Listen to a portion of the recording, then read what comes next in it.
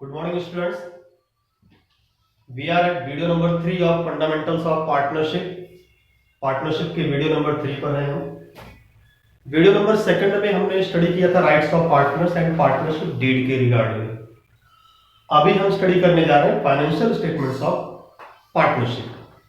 Financial statement of partnership जब आप study करते हैं तो 11th क्लास में भी आपने फाइनेंशियल स्टेटमेंट्स या फाइनल अकाउंट स्टडी किए थे, और वहां के जो फाइनेंशियल स्टेटमेंट्स थे उसमें बेसिकली 3 स्टेटमेंट्स आपने प्रिपेयर किए थे: trading account, profit and loss account and the balance sheet. Trading account से ग्रॉस प्रॉफिट या ग्रॉस लॉस आप कैलकुलेट करते थे। प्रॉफिट एंड लॉस अकाउंट से नेट प्रॉफिट या नेट लॉस कैलकुलेट करते थे। नेट प्रॉफिट या नेट लॉस पीएल अकाउंट से जो कुछ भी आता था उसे आप ले जाते थे, कैपिटल में ऐड कर देते थे। लेकिन यहां पे क्या है, वहां पे प्रोप्राइटरशिप थी, वहां पे इंडिविजुअल पर्सन ओनर था, एक ही मालिक था।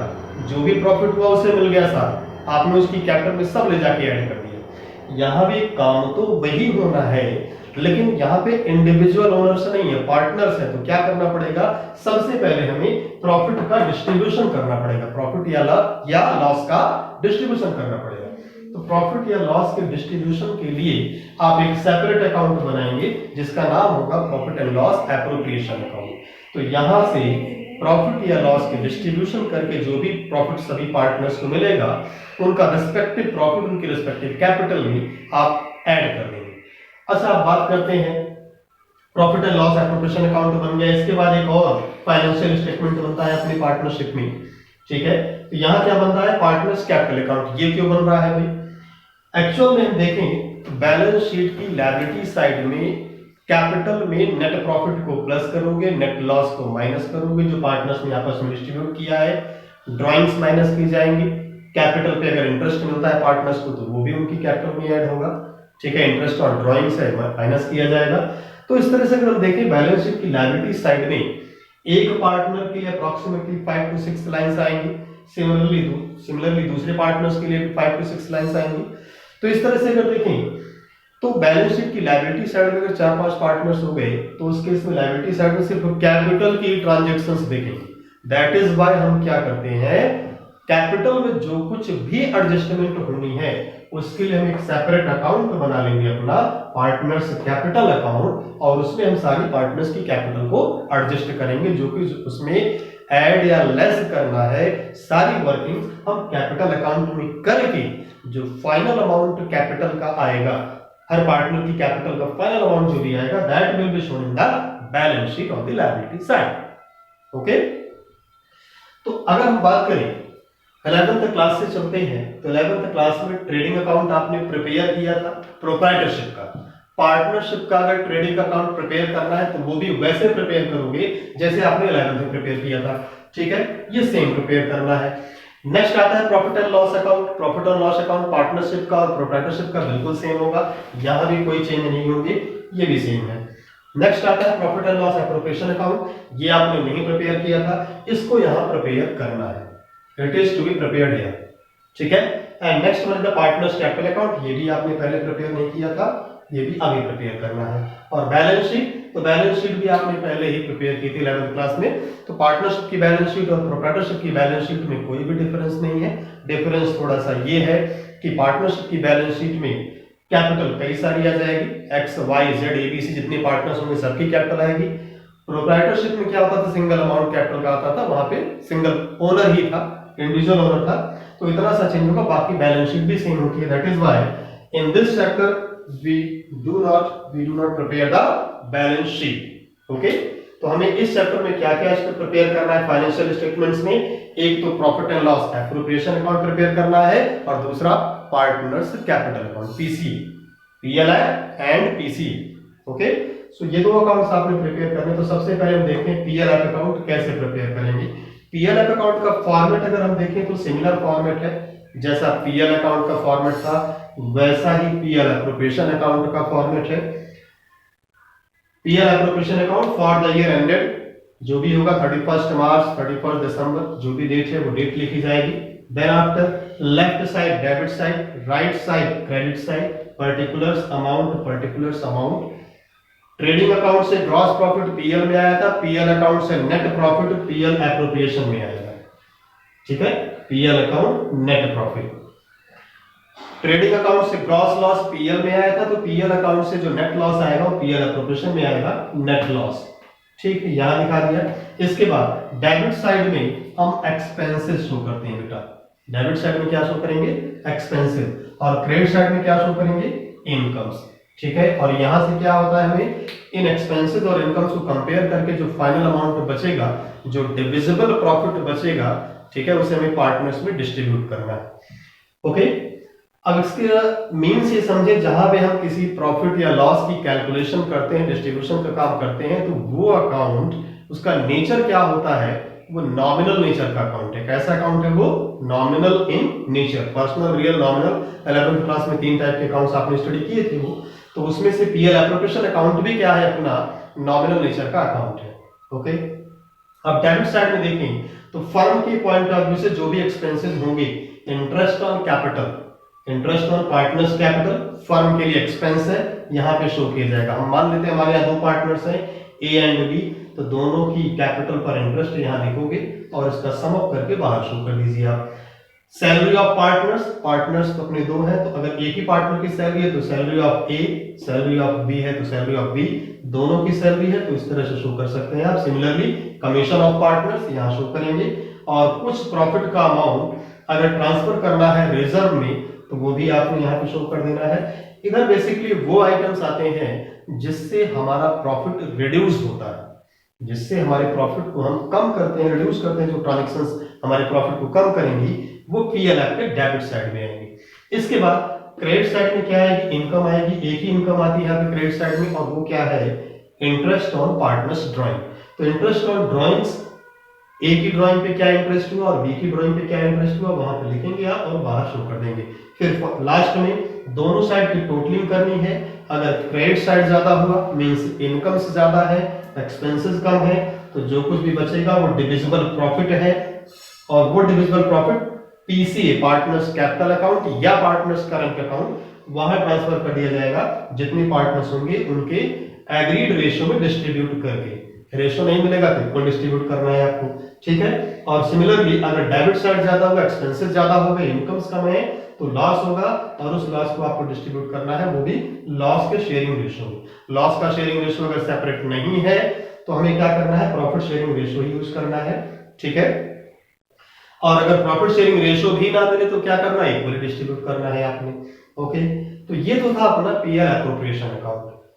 ठीक है, अब यहाँ पे पीएल एप्रोप्रिएशन अकाउंट में हमने देखा कि एक्सपेंसेस यहाँ पे है, इनकम्स यहाँ पे है। ठीक है, तो एक्सपेंसेस अच्छा अगर हम बात करें तो जब हम प्रिपेयर करते हैं ट्रेडिंग अकाउंट, तो ट्रेडिंग अकाउंट का ये डेबिट साइड, ये क्रेडिट साइड, यहां भी डेबिट साइड में एक्सपेंसेस आते हैं और क्रेडिट साइड में इनकम्स आती हैं। देन आफ्टर हम जब प्रिपेयर करते हैं प्रॉफिट एंड लॉस अकाउंट, तो यहां भी डेबिट साइड, क्रेडिट साइड में एक्सपेंसेस एंड इनकम्स ही आती हैं।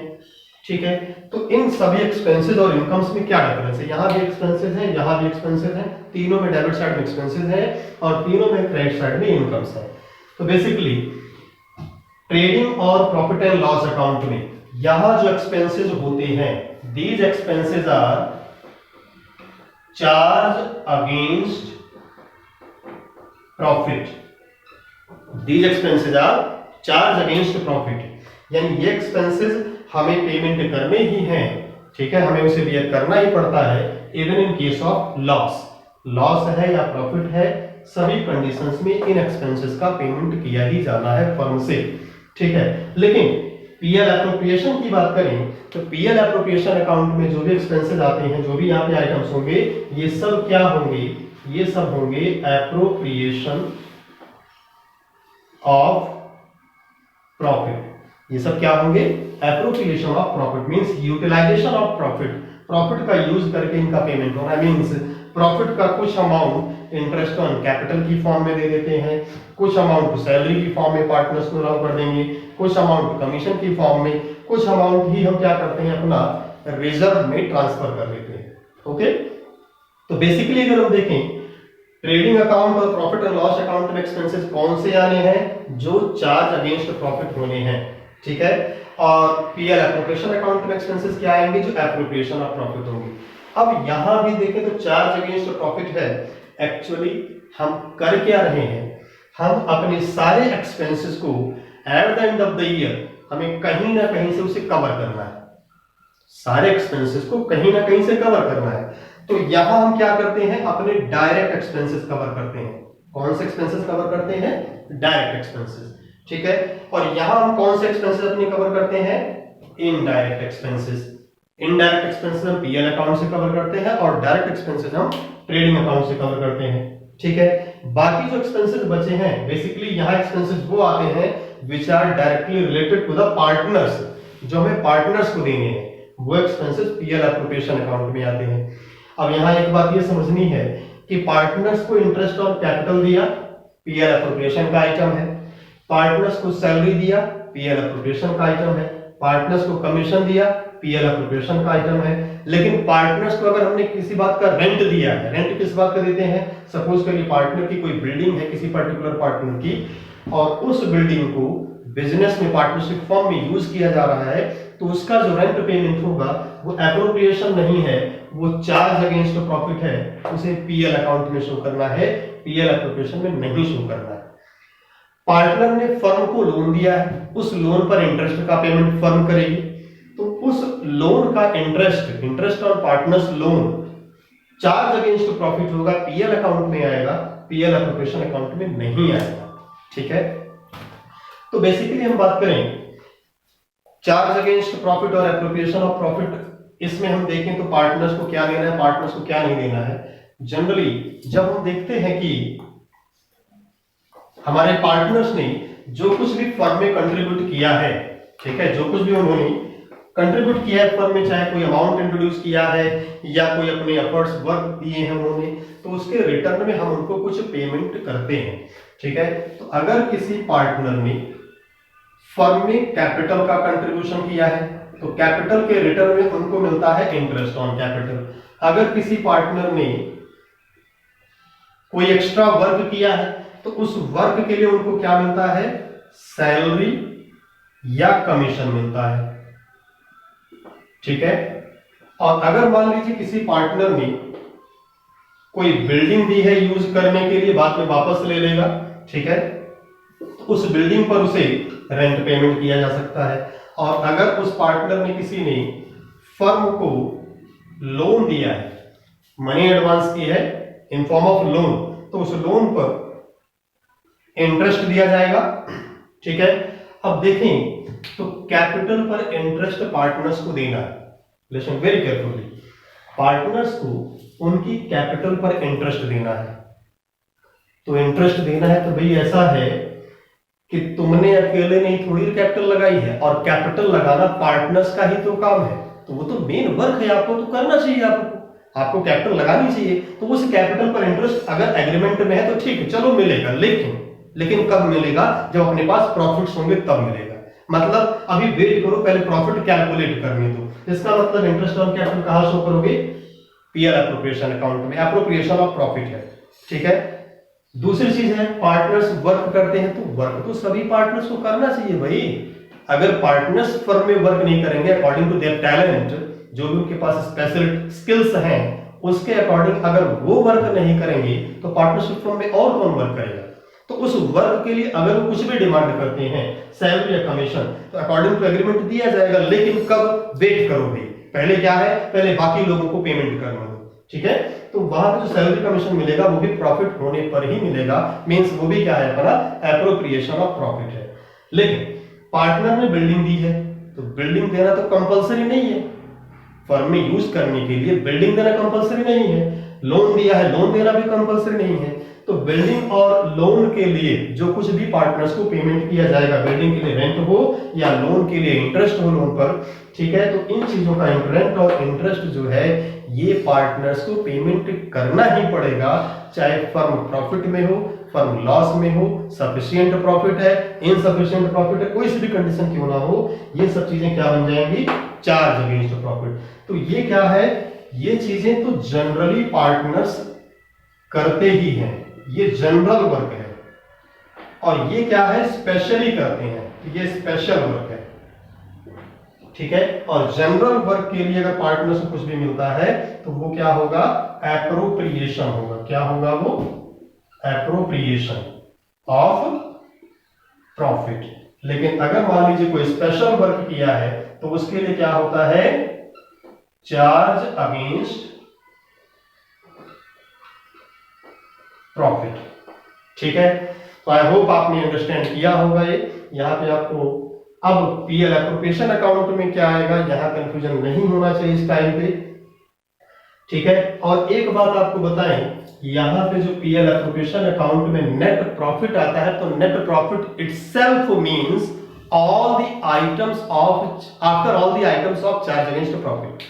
Net profit means the profit which is arrived from the profit and loss account, and profit and loss account से जो आप प्रॉफिट कैलकुलेट करते हैं सारे चार्ज अगेंस्ट आइटम्स को कवर करने के बाद करते हैं। इसका मतलब ये नेट प्रॉफिट जो है ये पार्टनर्स को अगर रेंट दिया गया है तो वो भी कवर किया जा चुका है, पार्टनर्स को इंटरेस्ट ऑन लोन दिया गया है वो भी कवर किया जा चुका है, और अगर ये कवर नहीं किया जा चुका है मींस नेट प्रॉफिट जो हमने कैलकुलेट कर लिया उसमें से अभी पार्टनर को रेंट देना बाकी है उसकी बिल्डिंग पर, पार्टनर की लोन पर इंटरेस्ट देना बाकी है, तो हमें यहाँ जो नेट प्रॉफिट लिखना है वो नेट प्रॉफिट लिखने के लिए जो हमने कैलकुलेट किया था उसमें से बिल्डिंग का रेंट और लोन का इंटरेस्ट ये दोनों माइनस कर देंगे, उसके बाद का ही नेट प्रॉफिट यहाँ लिखेंगे।